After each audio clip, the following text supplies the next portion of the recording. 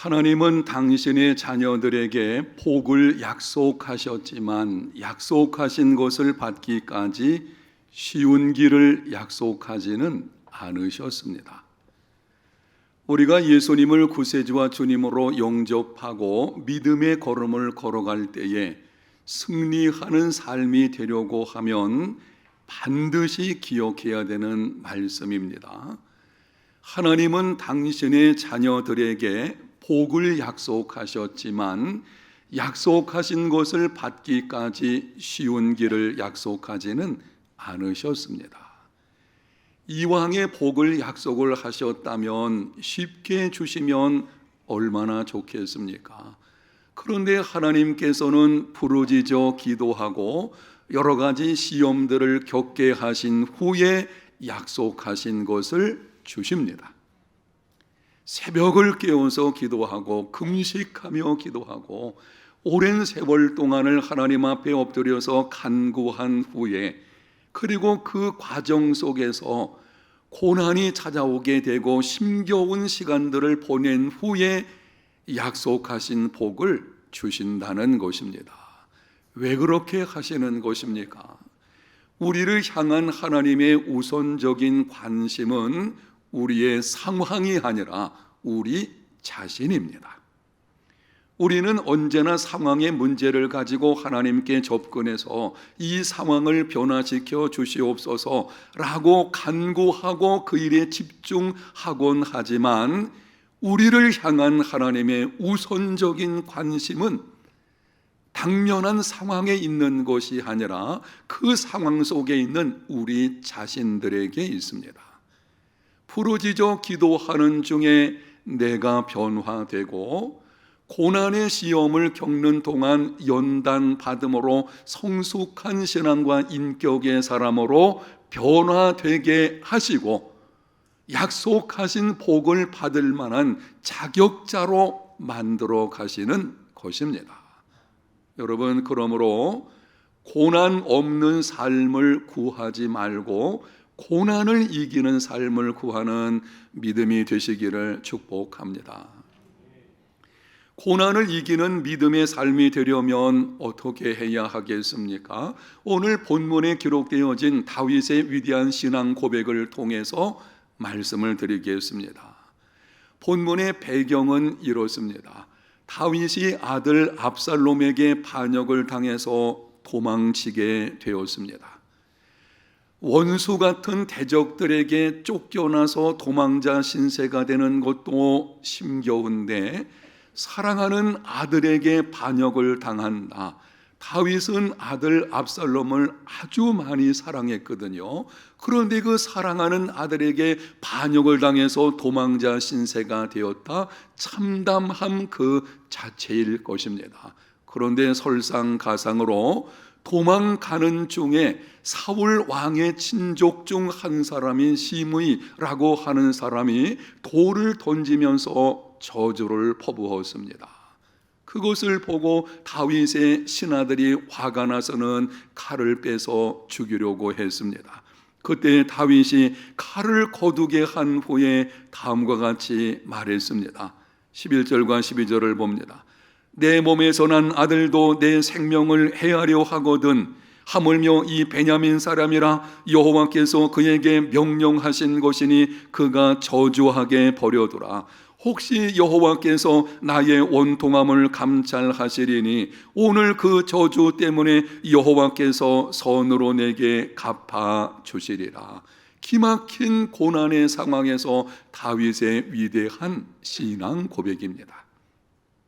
이 고백에서 우리는 하나님께서 어떤 분이신지, 고난을 이기는 믿음의 삶이 되려면 어떠해야 하는지를 깨닫게 됩니다. 첫 번째, 하나님은 심는 대로 거두게 하신다. 하나님이 어떤 분이십니까? 심는 대로 거두게 하시는 분이십니다. 기막힌 고난의 상황에서 나온 다윗의 고백을 다시 한번 들어보십시오. 10절 하반절, 그가 저주하는 것은 여호와께서 그에게 다윗을 저주하라 하심이니. 11절 하반절, 여호와께서 그에게 명령하신 것이니 그가 저주하게 버려두라.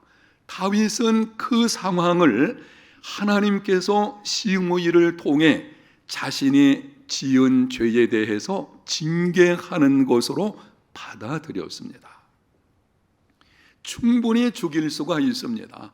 다윗과 함께 하고 있는 신하들은 수많은 전쟁을 치른 역전의 용사들입니다. 다윗이 구태여 자기 손을 댈 필요도 없습니다. 한번 명령하기만 하면 단칼에 시므이를 죽여버릴 수 있을 것입니다.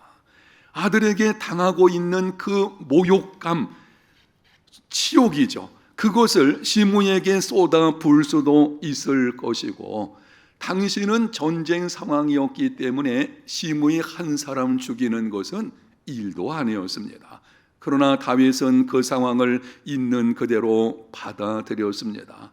자신의 죄에 대한 하나님의 징계임을 알고 있었기 때문입니다. 밧세바와 사이에서 지은 간음죄, 그 남편 충신 우리아를 죽인 살인 교사죄, 살인죄 똑같은 것이죠. 그 죄에 대하여 하나님께서 심은 대로 거두게 하신다는 것을 알고 있었기 때문입니다. 하나님은 심는 대로 거두게 하시는 분이십니다. 사도 바울이 갈라디아 교회에 보내는 서신에서 이렇게 기록을 합니다. 스스로 속이지 말라. 하나님은 업신여김을 받지 아니하시나니 사람이 무엇으로 심든지 그대로 거두리라. 자기의 육체를 위해서 심는 자는 육체로부터 썩어질 것을 거두고 성령을 위하여 심는 자는 성령으로부터 영생을 거두리라. 자신을 속이지 마십시오. 죄악된 행동을 심고 나서 의로운 열매를 거두려고 하는 것은 심는 대로 거두게 하시는 하나님을 업신여기는 것입니다. 사람들의 착각 가운데 한 가지는 내가 잘못된 것을 심어도 내 인생만큼은 심은 것을 따라서 거두지 않게 될 것이다. 이게 자기를 속이는 것입니다. 하나님을 섬기는 백성들은 그렇게 행동하는 것은 하나님을 업신여기는 것과 같은 것입니다. 콩 심은 데에 콩 나고 팥 심은 데서 팥이 나는 것입니다. 여러분이 봄철에 콩을 심고 나서 그리고 밭에서 팥을 거두려고 하는 것은 그거는 속는 인생을 살게 되는 것입니다. 사람이 무엇으로 심든지 심는 대로 거두게 됩니다. 육체를 위해서 심는 자는 육체로부터 썩어질 것을 거두게 될 것이고, 성령을 위하여 심는 자는 성령으로부터 영생을 거두게 됩니다. 육체를 위해서 심는다는 것은 자아를 만족시키는 죄악된 생각과 행동을 심는 것입니다. 나의 부패한 본성을 따라서 그것을 만족하게 하는 이 잘못된 죄악된 생각과 행동을 심는 것, 바로 이것이 육체를 위해서 심는 것이고, 여기에 대한 말씀이 갈라디아서 5장 19절에서 21절에 말씀을 합니다.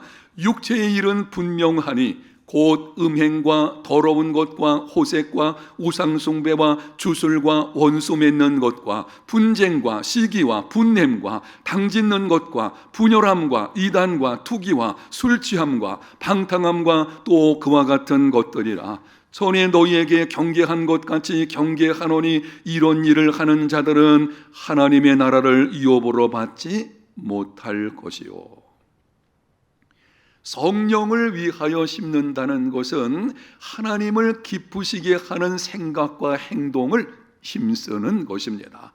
예배하는 것, 기도 생활하는 것, 말씀을 공부하는 것, 경건의 시간을 갖는 것, 가난하고 소외된 사람들을 돌보는 것, 고난 중에 있는 사람을 찾아가서 위로하는 것, 잃어버린 영혼들을 구원하는 것, 이것은 성령을 위하여 심는 것이고, 그 결과를 갈라디아서 5장 22절과 23절에 말씀을 합니다. 오직 성령의 열매는 사랑과 희락과 화평과 오래 참음과 자비와 양선과 충성과 온유와 절제니 이 같은 것을 금지할 법이 없느니라. 여러분, 우리 삶은 밭과 같습니다.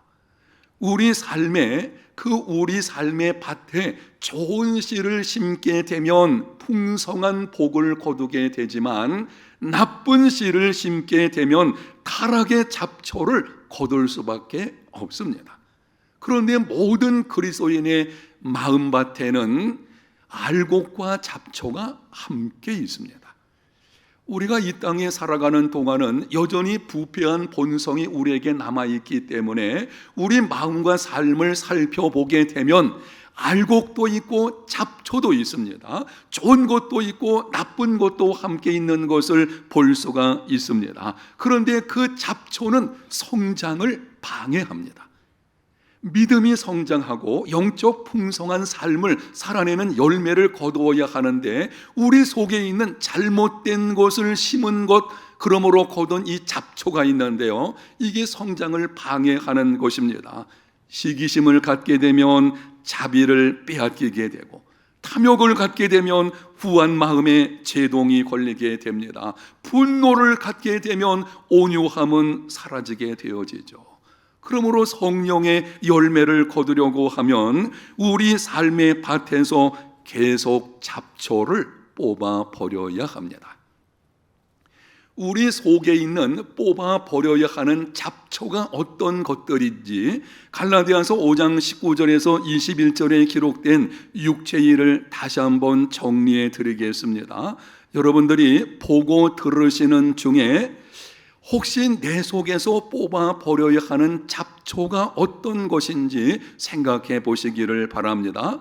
음행, 더러운 것, 호색, 우상숭배, 추술, 원수 맺는 것, 분쟁, 시기, 분냄, 당짓는 것, 분열함, 이단, 투기, 술취함, 방탕함. 확인하면서 묻겠습니다. 정직하게 한번 여러분이 속으로 자신을 살피면서 대답을 해 보십시오. 지금 여러분에게 말씀드린 여기 육체의 일들 중에 여러분을 가장 힘들게 하는 것은 무엇입니까?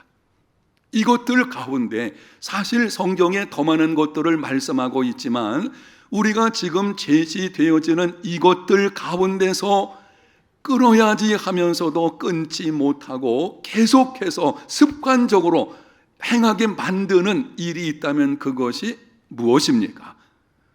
성령의 도우심을 구하면서 일관되게 의지적으로 그것을 거부하십시오. 만약 내 속에 이러한 육체일이 있어가지고 습관적으로 나를 계속 이러한 삶의 모습으로 끌고 가게 하는 것들, 이런 것이 우리에게 있거든요. 그동안 하나님 앞에서 내가 이렇게 살면 안 되지라고 생각하고 말을 했으면서도 여전히 계속해서 나를 끌고 가는 이 죄악된 어떤 습관이 있을 수가 있을 것입니다. 여러분, 그러한 것이 있다면 이 시간 말씀을 들을 때에 성령의 도우심을 구하며 일관되게 의지적으로 제거하십시오. 실패를 경험하더라도 우리는 성령의 도우심을 구하며 하나님, 이 문제를 해결해 주십시오. 내가 다시는 그렇게 행하지 않겠습니다 라고 했지만 어느 순간 또다시 그 잘못된 육체의 일이 내가 있는 것을 볼 수가 있습니다. 그럴지라도 낙심하지 말고 다시 한번 성령의 도우심을 구하며 일관되게 의지적으로 뽑으십시오. 그런 삶의 과정을 통해서 성령의 능력으로 말미암아 성령의 열매가 우리 가운데서 맺혀지게 되는 것입니다. 하나님은 심는 대로 거두게 하십니다. 두 번째는 문제를 묵상하지 말고 하나님을 묵상하라. 다윗은 기막힌 상황에서 문제를 묵상하지를 않았습니다. 나를 저주하는 시므이가 어떤 존재인지, 그가 하는 저주의 내용이 무엇인지, 그로 인해서 내가 당하는 수욕이 어떤 것인지, 잃어버린 것은 무엇인지, 그거를 묵상하지 않았다는 것입니다. 다윗의 말을 다시 한번 들어보십시오. 10절 하반절, 여호와께서 그에게 다윗을 저주하라 하시미니. 11절 하반절, 여호와께서 그에게 명령하신 것이니. 12절, 여호와께서 나의 원통함을 감찰하시리니 여호와께서 선으로 내게. 지금 다윗의 눈이 누구에게 향해 있는 것을 여러분이 한번 보십시오. 그 기막힌 상황에서 다윗은 하나님을 바라보고 하나님을 묵상하는 것입니다. 하나님이 어떤 분이신지, 그리고 하나님이 어떻게 일을 행하시는지, 장차 하나님이 또 내 인생 가운데서 무슨 일을 이루어 놓으실 것인지를 묵상하고 있는 것입니다. 문제를 묵상하지 않고 하나님을 묵상하게 될 때에 믿음이 생기게 된 것이고, 그 믿음으로 고난을 이겨낸 것입니다. 여러분이 인생길에서 기막힌 고난이 찾아올 때에 이 말씀을 명심하십시오. 문제를 묵상하지 말고 하나님을 묵상하십시오. 따라합니다. 하나님을 묵상하라. 예수님께서 십자가에 달리셨을 때의 주변 상황은 모든 사람들이 저주하고 조롱하고 멸시하고 비난하는 것들이었습니다. 예수님 당신은 나무에 달려서 저주받은 죽음을 당하고 있습니다. 3년 동안 기껏 훈련시켜 놓은 제자들 다 도망을 쳐버렸습니다. 십자가 곁에 나와 있는 몇 사람, 도망쳤다가 돌아본 요한과 여자 몇 명뿐이었습니다. 이제는 모든 것이 끝난 것 같은 이 절망 같은 상황이었어요. 그런데 그때 예수님께서 7 말씀을 하셨습니다. 그 내용을 보게 되면 첫 번째, 네 번째, 7번째 말씀에서 하나님을 부르십니다. 첫 번째 말씀, 아버지여 저들을 사하여 주옵소서, 저들은 자기들이 하는 것을 알지 못함이니이다. 네 번째 말씀, 7 말씀 중에 네 번째라는 것은 이거는 가운데고 고난의 절정이거든요. 그때 예수님께서 나의 하나님 어찌하여 나를 버리시나이까. 7번째 죽음을 앞에 두고 말씀을 하십니다. 아버지여 내 영혼을 아버지 손에 부탁하나이다. 무엇을 보여주시는 것입니까? 그 기막힌 고난과 죽음의 현장에서 예수님은 문제를 묵상하는 것이 아니고 하나님을 바라보고 하나님을 묵상하시는 것입니다. 자기를 죽이는 사람들, 비난하고 멸시하는 사람들, 그리고 도망쳐버린 제자들, 그들을 묵상했다면 견딜 수 없었겠죠. 그러나 예수님은 그 상황 속에서 하나님을 바라보고 하나님을 묵상하게 된 것입니다. 끝까지 고난을 이겨내셨고 십자가 죽음으로 말미암아 승리하셨습니다. 저는 목회를 하면서 답답할 때, 일이 풀리지 않을 때, 속상한 일이 있을 때, 억울한 일을 당할 때에 목회를 하다 보면 이런저런 많은 일들이 있게 됩니다. 성도들이 많고 성도들의 모든 상황들과 관련해서 또 교회 일은 온갖 일들에 대한 집합소 같거든요. 그래서 이렇게 일을 처리하다 보게 되면 때로는 힘겨운 시간을 보낼 때가 있고, 어떤 경우에는 잠을 자다가도 갑자기 일어나서 기도하게 되는 경우도 있고, 이런 것들이 있는데요. 이런 상황이 올 때는 시편 18편 1절과 2절을 찾아서 묵상하곤 합니다. 나의 힘이 되신 여호와여, 내가 주를 사랑하나이다. 여호와는 나의 반석이시요 나의 요새시요 나를 건지시는 이시요 나의 하나님이시요 내가 그 안에 피할 나의 바위시요 나의 방패시요 나의 구원의 뿌리시요 나의 산성이시로다. 문제를 잠시 접어놓고 하나님이 나에게 어떤 분이신지를 묵상하게 되면 그때에 당면한 문제가 점점 작아 보이게 됩니다. 나를 엄습해 와서 나를 무너뜨릴 것 같은 그런 문제처럼 보이는 것들도 그 문제를 묵상하지 않고 하나님을 묵상하게 되면, 하나님을 바라보고 그분이 어떤 분이신지를 깊이 생각하게 되면 그때의 그 문제들은 점점 작아지게 됩니다. 그래서 하나님을 신뢰하는 믿음을 갖게 되고 마음의 평안을 얻게 됩니다. 사랑하는 성도 여러분, 인생길에서 기막힌 고난이 찾아왔을 때에 문제를 묵상하지 말고 하나님을 묵상하는 삶이 되시기를 축복합니다. 하나님을 묵상하면 세상은 작아 보이게 돼 있어요. 문제를 묵상하게 되면 그 문제가 나를 사로잡아 가지고 내 인생을 휘둘르게 됩니다. 거기에 끌려가게 되죠. 낙심과 절망이 찾아오고 잠 못 이루는 삶이 이루어지게 되는 것입니다. 그런데 하나님을 묵상하게 되면 그렇게 커 보였던 문제가 작아 보이게 되고, 그래서 고난을 이기는 믿음의 사람이 되는 것입니다. 세 번째는 하나님을 신뢰하는 자에게 고난은 끝이 아닙니다. 본문 12절을 보겠습니다. 혹시 여호와께서 나의 원통함을 감찰하시리니 오늘 그 저주 때문에 여호와께서 선으로 내게 갚아 주시리라. 다윗이 기막힌 상황에서 하는 말을 여러분이 곰곰이 생각을 해보십시오. 하나님께서 나의 원통함을 감찰해 주실 것이다. 지금 이 상황을 통해서 하나님이 합력해서 선을 이루어 주실 것이다. 무슨 말을 하고 있는 것입니까? 지금 이 상황이 끝이 아니라는 것입니다. 지금 이 상황이 내 인생의 전부가 아니라는 것입니다. 하나님께서 일을 행하시게 될 것이고 그분으로 말미암아 내 인생에 또 다른 하나님의 계획이 이루어진다고 하는 믿음이죠. 그 믿음을 가지고 다윗이 선포를 합니다. 오늘 그 저주 때문에 여호와께서 선으로 내게 갚아 주시리라. 그 믿음대로 하나님께서 이후에 왕권을 회복시켜 주셨습니다. 성경에 등장하는 신앙 위인들의 삶을 보게 되면 기막힌 고난 중에서 하나님을 신뢰함으로 믿음을 선포한 것을 알게 됩니다.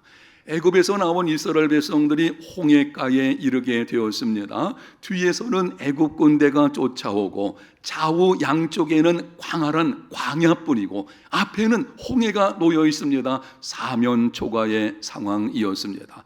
게다가 이스라엘 백성들은 부르짖으며 원망하고 낙심하고 이런 일들이 벌어지고 있습니다. 그때에 모세가 하나님을 신뢰함으로 믿음을 선포합니다. 출애굽기 14장 13절과 14절.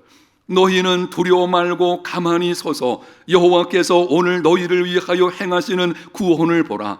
너희가 오늘 본 애굽 사람을 영원히 다시 보지 아니하리라. 여호와께서 너희를 위하여 싸우시리니 너희는 가만히 있을지니라. 아멘.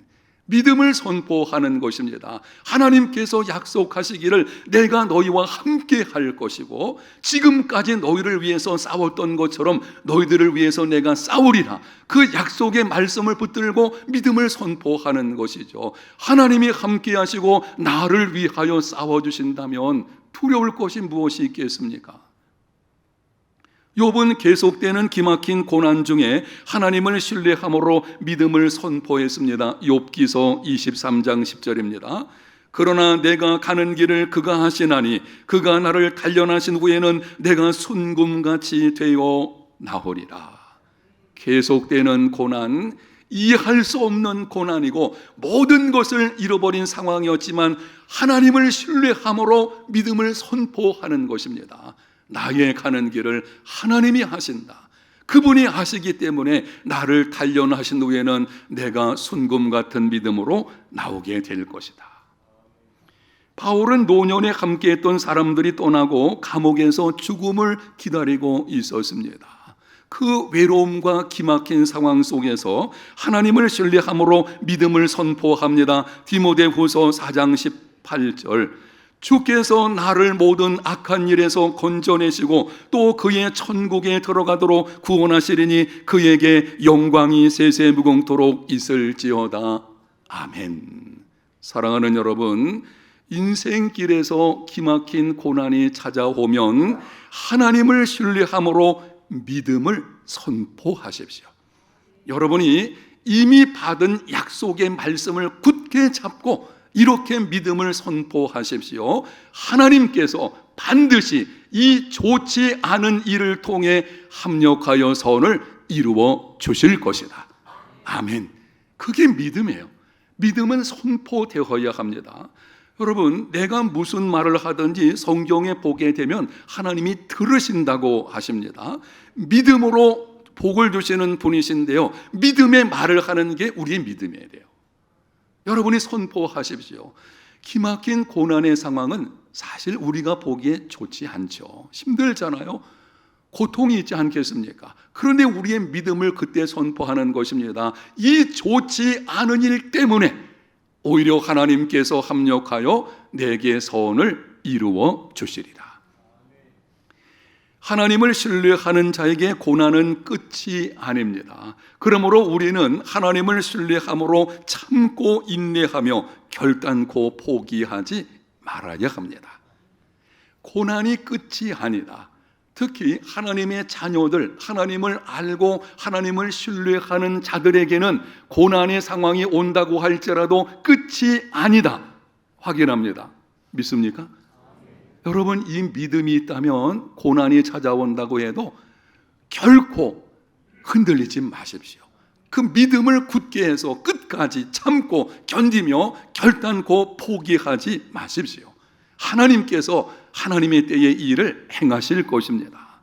사무엘상 21장에 보면 다윗이 블레셋 왕 아기스의 신하들에 의해 죽음의 위기에 처했습니다. 사울에게 쫓겨서 도망을 치게 되었는데 이제는 갈 곳이 마땅하지 않아 가지고 블레셋 땅으로 도망갔습니다.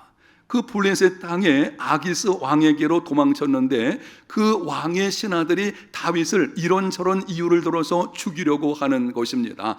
다윗이 너무 두려워 가지고 그때의 행동을 변해서 미친 죄를 했습니다. 침을 질질 흘리면서 손톱을 가지고 벽을 긁고 막 이런 행동을 하는 것이죠. 그래서 쫓겨나서 아둘람굴로 도망을 치게 된 사건이 있었습니다. 다윗은 하나님의 기름 부음을 받은 사람입니다. 얼마 전에 골리앗의 용사, 블레셋 용사 골리앗을 죽인 위대한 용사입니다. 두려움을 모르는 사람이었습니다. 장차 이스라엘의 왕이 될 사람입니다. 그런데 그 상황에서 자기가 미친 사람처럼 행동을 하는 것입니다. 여기서 우리가 배워야 할 것이 무엇이겠습니까? 결단코 포기하지 말라. 미친 죄를 해서라도 살아남아라. 우리에게 말씀하시는 거예요.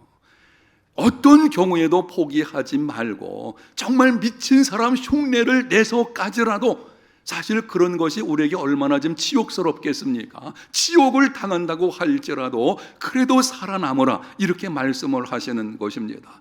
사업에 실패하여 온 가족이 길거리로 내몰려도, 모든 사람이 나를 향해서 등을 돌리고 돌을 던져도, 회사에서 진급되지 않고 혹시 해직을 당해도, 모든 것이 무너져 내리고 살소망이 끊어진 상황이 찾아와도, 계속되는 실패로 앞이 보이지 않아도 그럼에도 어찌하든지 살아남아야 합니다.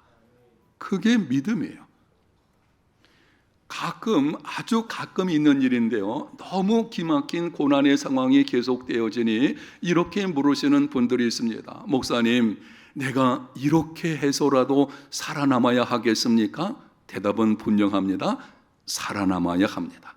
끝까지 포기하지 않고 자살은 꿈속에서라도 생각하지 말아야 할 것입니다. 끝까지 살아남은 자만이 소망이 있는 것이고요, 미친 채 해서라도 살아남아야 되는 이유가 있습니다. 우리는 미친 채 해서라도 살아남아야 할 만큼 소중한 존재이며 하나님을 신뢰하는 자에게 고난은 끝이 아니기 때문입니다. 성경을 보면 하나님의 택한 백성들을 환난 중에 두실 때에 이미 건져주실 계획을 세워놓으신 것을 알 수가 있습니다. 당시 그 고난당하는 신앙 위인들은 모르겠지만 우리는 알고 있죠. 왜? 성경을 통해서 그들의 인생 역사를 알고 있으니까. 하나님께서 요셉을 형들에 의해서 애굽에 종살이 하도록 팔려가게 하실 때에 하나님의 계획표에는 30세쯤에 애굽의 총리라는 게 기록되어 있었어요. 하나님께서 모세를 미디안 광야로 몰아내실 때에 40년이라는 날수가 정해져 있었습니다. 이스라엘 백성들이 우상을 숭배하고 심히 부패해서 하나님께서 바벨론의 포로로 잡혀가게 만들었습니다. 성경에 보면 70년이 차면 이 땅으로 돌아오게 하겠노라, 70년이라고 하는 횟수를 하나님이 이미 정해 놓으신 것입니다. 하나님이 어떤 분이신가요? 하나님은 아프게 하시다가 싸매시며 상하게 하시다가 그 손으로 고쳐주시는 분이십니다. 당신의 자녀들을 언제까지나 그냥 내버려 두지 않으십니다. 반드시 하나님께서 찾아오셔서 싸매주시고 고쳐주실 것입니다. 놀라운 사실은 하나님이 싸매주시고 고쳐주실 때에는 이전에 내가 잃었던 것을 회복하는 정도가 아니라는 거예요. 이사야서 30장 26절에 약속을 합니다. 여호와께서 자기 백성의 상처를 싸매시며 그들의 맞은 자리를 고치시는 날에는 달빛은 햇빛 같겠고 햇빛은 7배가 되어 7날의 빛과 같으리라. 하나님을 신뢰하는 자에게 고난은 끝이 아닙니다. 하나님의 시간표 속에, 하나님의 계획 속에 우리는 당면한 현실만 바라보고 있지만 사실은 현실이 어떤 것인지를 정확하게 알지 못하는 연약한 존재들이죠. 그러나 하나님은 과거와 현재와 미래 모든 것을 알고 계십니다. 하나님께서 당신의 백성들, 독생자를 내어주시면서까지 사랑하시는 그 백성들을 그냥 두시겠습니까? 하나님께서 고난을 허락하시는 데는 또 다른 이유가 있을 것이고 변장된 축복이겠죠. 하나님의 때가 되면 놀라운 회복을 경험하게 될 것입니다. 그날이 있다는 것을 알고 어떤 경우에도 흔들리지 말고 결단코 포기하지 않는 끝까지 믿음으로 참고 견뎌내는 하나님의 사람들, 저와 여러분들이 다 되시기를 예수님 이름으로 축복합니다. 하나님 감사합니다. 오늘 말씀을 통해서 고난을 이기는 믿음의 사람에 관해서 듣게 하셨사오니 들은 말씀에 순종하는 중에 마침내 하나님께서 예비하신 그 놀라운 영적 회복을, 그리고 이 땅에서의 풍성한 삶을 경험하는 믿음의 걸음들이 다 되게 하여 주시옵소서. 예수님 이름으로 기도합니다. 아멘.